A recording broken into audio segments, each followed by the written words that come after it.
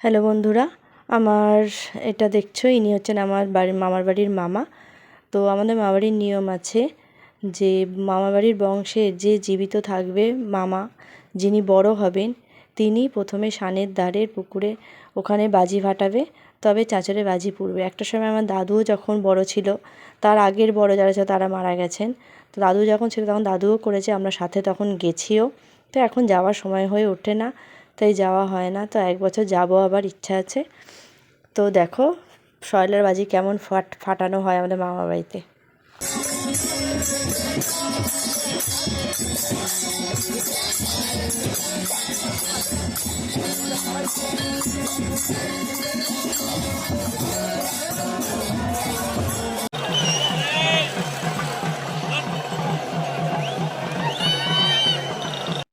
দেখো বাজি ফোটানো শুরু হয়ে গেছে সানের পুকুরে ধারে মামা বাজি ফাটানোর পর।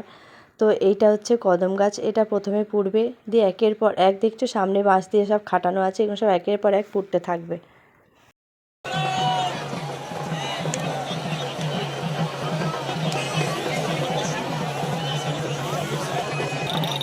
কত দূর দূরান্ত থেকে কত লোক আসে, দেখো একটা শেষ হলো আর একটা ধরে গেল, দেখেছো? তো কত দূরান্ত থেকে লোক আসে আর প্রচুর ভিড় হয়। তো দেখেছো কত ভিড়।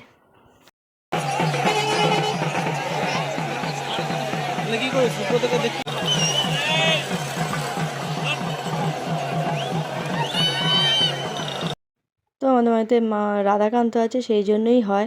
আর প্রচুর মেলাও হয়, আর খবরের কাগজে এই বিবরণ বের হয় প্রতি বছর। কত বড় তুবড়ি দেখেছো, ইট দিয়ে ঘিরে রেখেছে, প্রচুর বাস্ট হয় না হলে।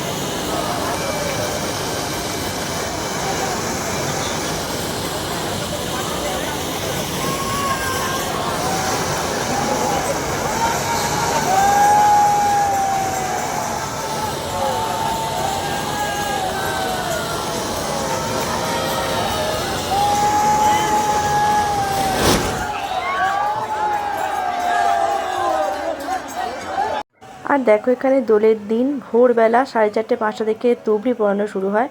তো তুবড়িগুলো তোমরা জানি না কজন দেখেছো, বিশাল বড় বড় তুবড়ি, বট গাছ ছাড়িয়ে যাবে, মানে একটা বড় নারকেল গাছও ছাড়িয়ে যাবে, এত বড় বড় তুবড়ি পড়ানো হয়।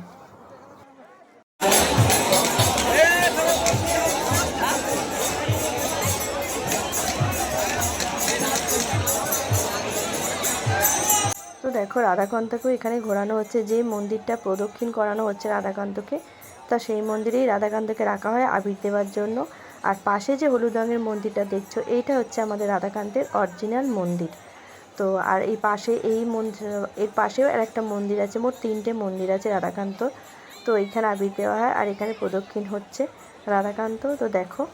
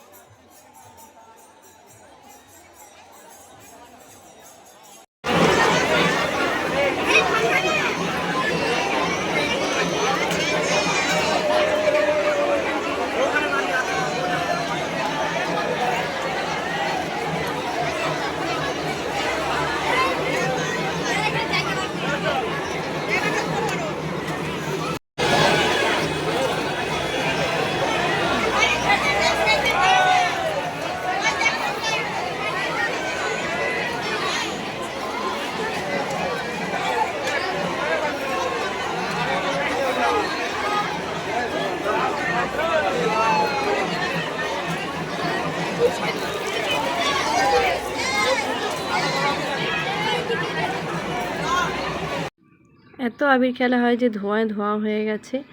আর এখানে রং খেলা হয় না, যেহেতু রাধাকান্ত আছে। রং খেলে অনেকে, যে যার মতো আলাদা করে খেলে, কিন্তু মন্দিরে বা রাস্তায় অত রং খেলা হয় না, এখানে আবিরই খেলা হয়। তো কেমন লাগলো ভিডিওটা অবশ্যই কমেন্ট করে জানাবে, আর পারলে চ্যানেলটাকে সাবস্ক্রাইব করে তো। টাটা বন্ধুরা।